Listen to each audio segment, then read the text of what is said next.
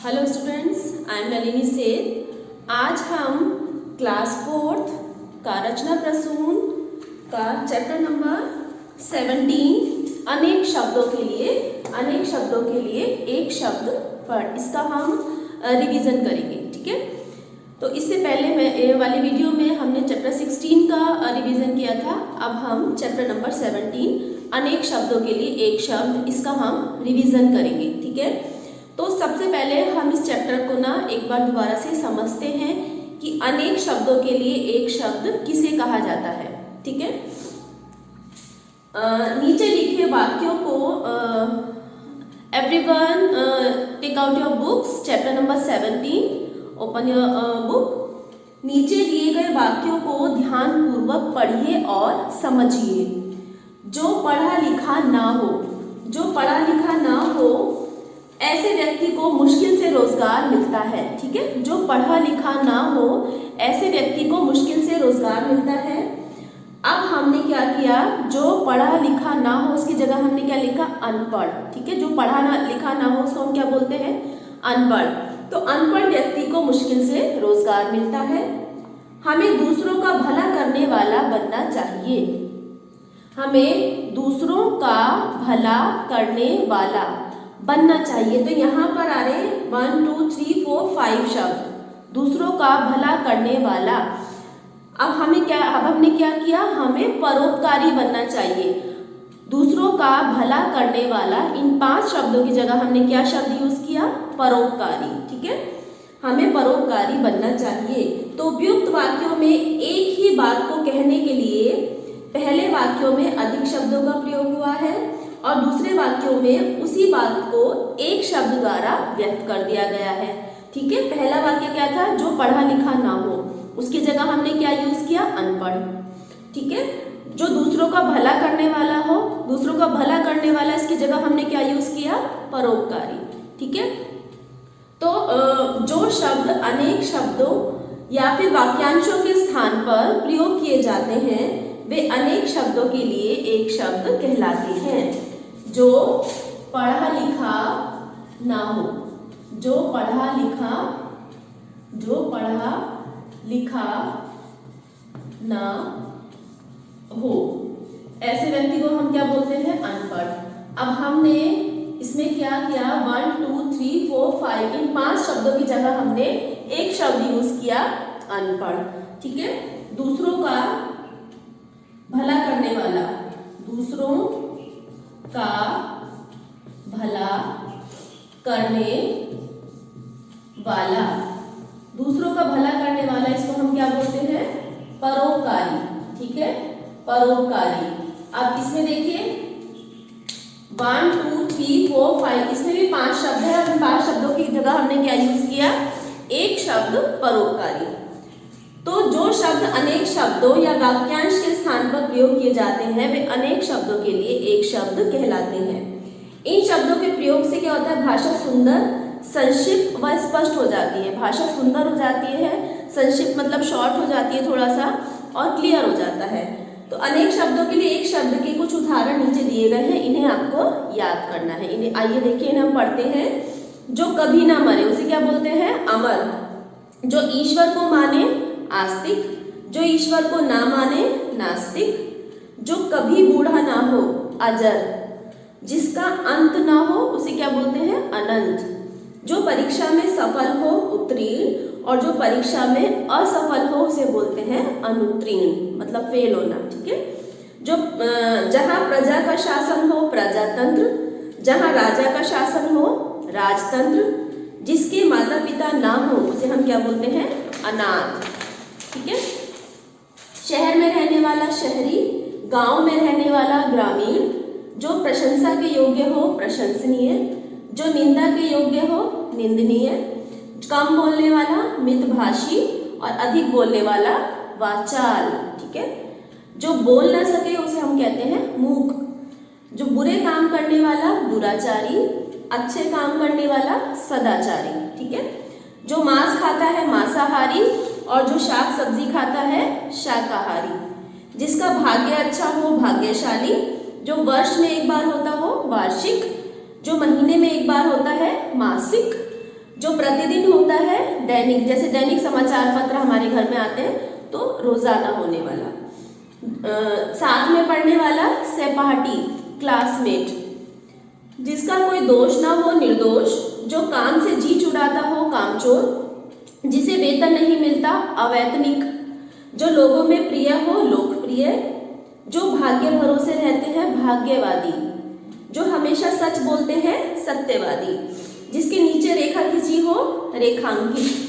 अब ये भला के नीचे मैंने अंडरलाइन कर दिया, तो जिसके नीचे रेखा खींची हो तो इसको बोलेंगे हम रेखांकित शब्द के नीचे, ठीक है, रेखांकित। नीचे लिखा हुआ निम्नलिखित। दूसरों का भला करने वाला, परोपकारी। जिसका आकार न हो, निराकार। और जिसका आकार हो, साकार। ठीक है, जो बहुत कीमती हो, बहुमूल्य। और जिसकी कोई कीमत ना हो उसको हम बोलते हैं अमूल्य। ठीक है, तो स्मरण रखने योग्य बिंदु देखिए, जो शब्द अकेले ही अनेक शब्दों अथवा वाक्यांश का अर्थ व्यक्त करता है, जैसे यहाँ पर अनपढ़ और यहाँ पर परोपकारी। तो ये जो शब्द अकेले ही अनेक शब्दों का अर्थ व्यक्त करता है उन्हें अनेक शब्दों के लिए एक शब्द कहा जाता है। अब परोपकारी ये दूसरों का भला करने वाला, तो ये 5 शब्दों का अर्थ क्लियर कर रहा है। कौन सा शब्द? परोपकारी। ठीक है, तो ऐसे शब्दों को हम क्या बोलते हैं?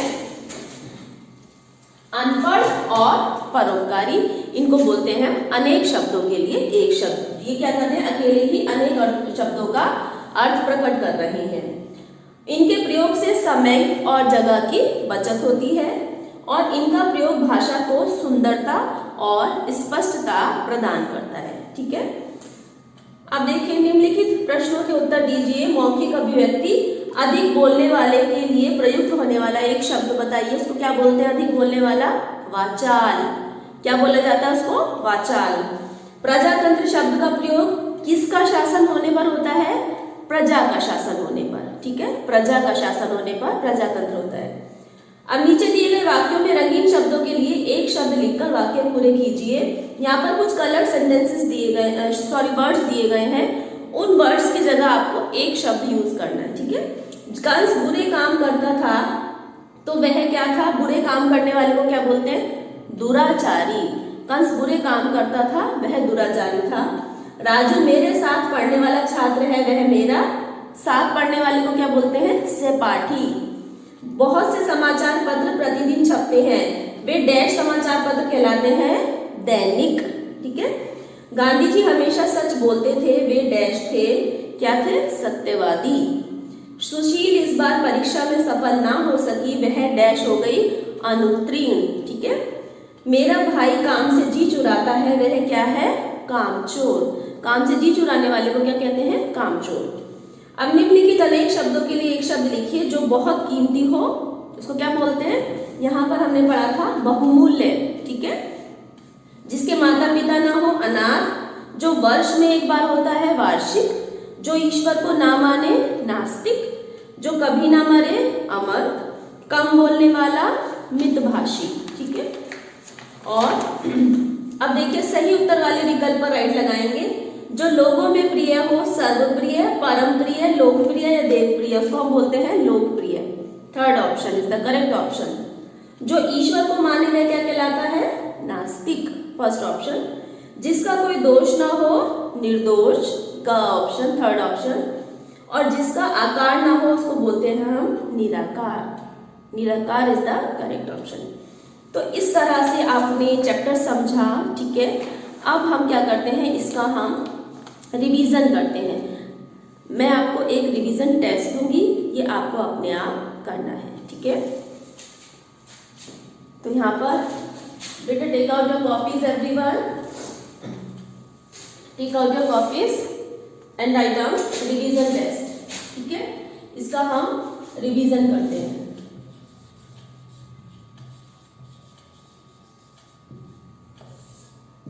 ठीक है, ये रिवीजन टेस्ट है। फर्स्ट है रेखांकित शब्दों के लिए एक शब्द लिखिए। रेखांकित शब्दों के लिए एक शब्द लिखिए। बच्चों take out your notebook and write down, एक शब्द लिखिए। सब लोग टेस्ट लिखेंगे। ये है आपका 4 मार्क्स। फर्स्ट, कंस बुरे काम करता था, बुरे काम करता था, वह डैश था। ठीक है, तो बुरे काम करता, तो इसकी जगह आपको एक शब्द यहाँ पर लिखना है, जो भी रेखांकित शब्द हैं जिनके नीचे अंडरलाइन है। ओके, राजू मेरे साथ पढ़ने वाला छात्र है, वह मेरा क्या है, डैश है। तो इसमें अंडरलाइन वर्ड क्या है, साथ पढ़ने वाला, साथ पढ़ने वाला। ठीक है, साथ पढ़ने वाले को क्या कहा जाता है वो आपको फिलअप में लिखना है। गांधी जी हमेशा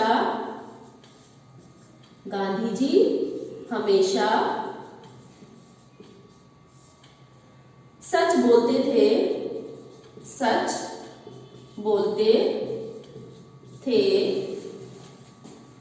वे डैश थे, वे डैश थे। तो इसमें अंडरलाइन वर्ड क्या है, हमेशा सच बोलते थे। ठीक है, हमेशा सच बोलते थे, तो इसकी जगह क्या आएगा यहाँ पर, वे डैश थे। हमेशा सच बोलने वाले को क्या कहा जाता है वो आपको यहाँ पर फिलअप में लिखना है। मेरा भाई काम से जी चुराता है, काम से जी चुराता है, वह डैश है। ठीक है, तो इसमें अंडरलाइन वर्ड कौन सा है, काम से जी चुराता। ठीक है, काम से जी चुराता, इसको क्या बोलते हैं, काम से जी चुराने वाले को क्या कहा जाता है वो आपको यहाँ पर फिलअप में लिखना है। ठीक है, अब हम देखते हैं अनेक शब्दों के लिए। सेकंड क्वेश्चन है, अनेक शब्दों के लिए एक शब्द लिखिए। अनेक शब्दों के लिए एक शब्द लिखिए, एक शब्द लिखिए। ठीक है, अनेक शब्दों के लिए एक शब्द आपको लिखने हैं। ये आपका 6 मार्क्स का। ठीक है, ये आपका 4 मार्क्स का है। फर्स्ट है कम बोलने वाला, कम बोलने वाला। कम बोलने वाले को क्या कहा जाता है, ये आपको लिखना है इसके सामने। जो बहुत कीमती हो, जो बहुत कीमती हो, उसको हम क्या कहते हैं, जो बहुत कीमती हो वो लिखना है आपको। जो कभी ना मरे, जो कभी ना मरे, उसको क्या बोलते हैं, ये आपको लिखना है। ठीक है, जो कभी ना मरे। उसके बाद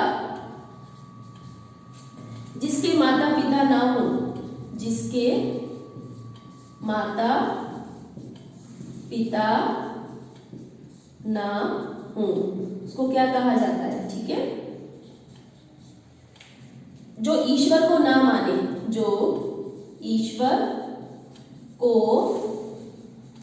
ना माने, उसको क्या कहते हैं, ये आपको लिखना है। और जो वर्ष में एक बार होता है, जो वर्ष में एक बार होता है,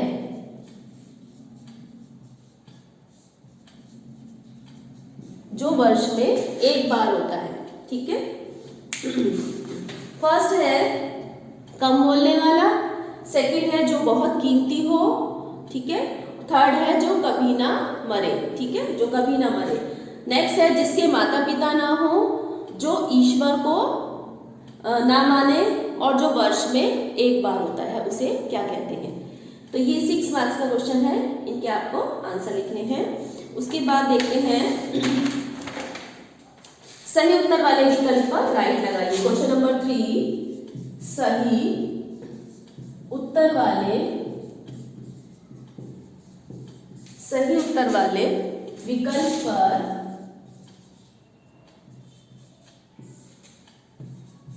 राइट लगाइए।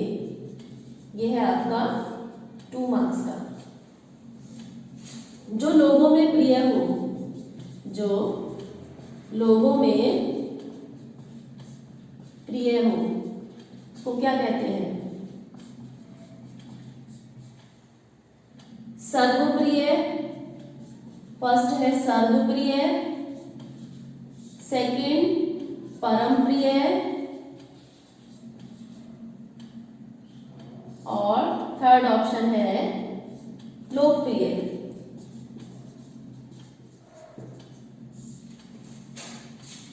नेक्स्ट है जिसका कोई दोष ना हो, सेकंड जिसका कोई दोष ना हो उसको क्या कहा जाता है? फर्स्ट ऑप्शन इज सदोष, सेकंड ऑप्शन निर्दोष एंड थर्ड ऑप्शन इज प्रदोष।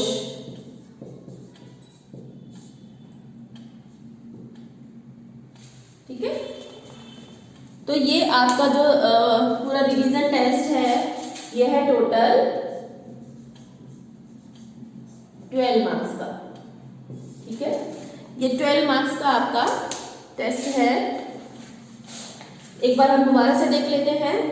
कंस बुरे काम करता था, वह डैश था। अनेक शब्दों के लिए, रेखांकित शब्दों के लिए एक शब्द लिखना है। राजू मेरे साथ पढ़ने वाला छात्र है, वे मेरा डैश है। गांधी जी हमेशा सच बोलते थे, वे डैश थे, हमेशा सच बोलते थे। मेरा भाई काम से जी चुराता है, वह डैश है, काम से जी चुराता है। और अनेक शब्दों के लिए एक शब्द लिखिए। कम बोलने वाला, जो बहुत कीमती हो, जो कभी ना मरे, जिसके माता पिता ना हो, जो ईश्वर को ना माने और जो वर्ष में एक बार होता है। और ये है सही उत्तर वाले विकल्प पर राइट लगाएंगे। जो लोगों में प्रिय हो, सर्वप्रिय, परम प्रिय या लोकप्रिय, और जिसका कोई दोष ना हो, सदोष, निर्दोष और प्रदोष। तो बच्चों आपको ये टेस्ट अपने आप करना है, अच्छे से इसको रिवाइज करिए और अपने आप टेस्ट कीजिए। नेक्स्ट वीडियो में हम नेक्स्ट चैप्टर का रिवीजन करेंगे। Thank you so much.